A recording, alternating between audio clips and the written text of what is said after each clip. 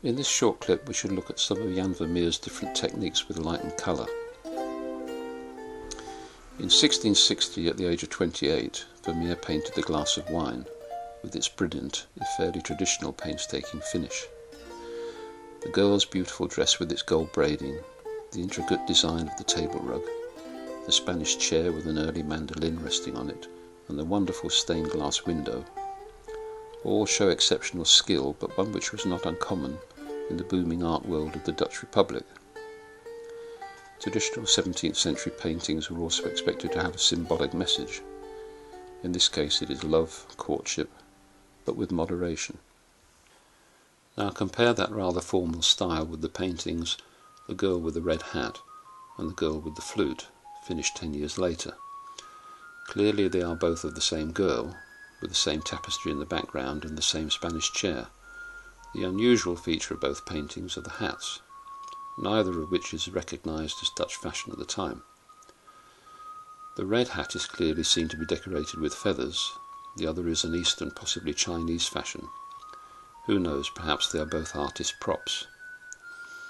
But the function of the hats is clear, and that is to throw a shadow over part of the girl's face, which the artist has to deal with.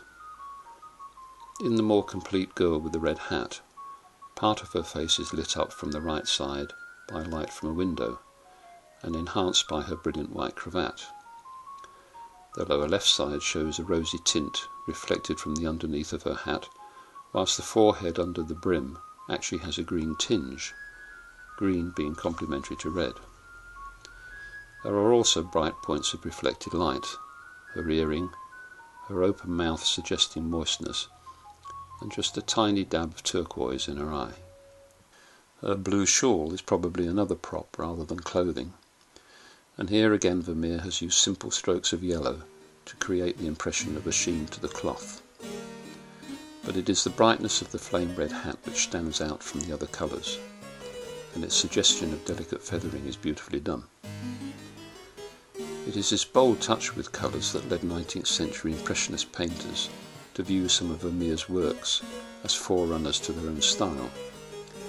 They felt art should be about vision, not narrative or symbolism.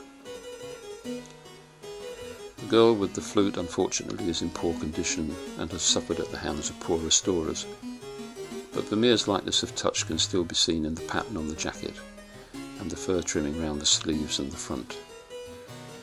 By the way, the girl's slightly open mouth tells us it was definitely not a commissioned portrait. 17th century formality dictated a much more serious pose. Here are a few more works showing off Vermeer's stunning use of colour.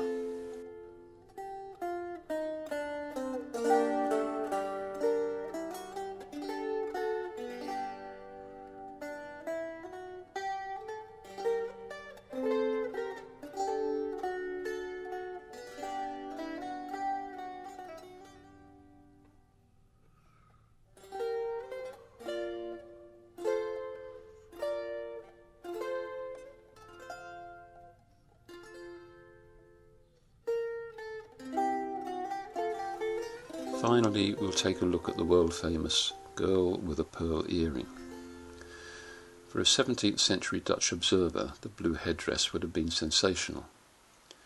Its style would have been unknown in Delft, and was maybe a copy of a Turkish turban.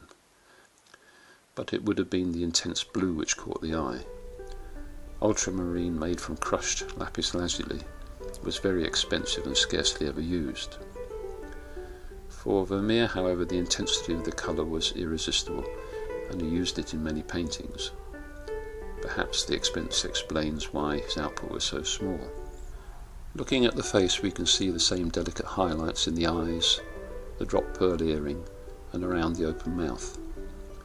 But whilst the face is painted delicately, the turban and jacket by contrast are painted with bold, simple strokes to suggest the folds in the cloth. In fact, the face is painted so delicately there is no outer edge to her nose. It should merge with the colouring of her cheek, but we can see it quite clearly.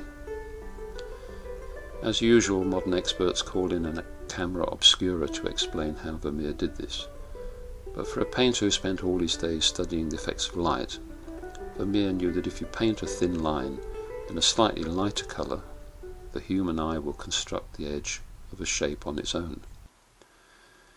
So just who is the girl?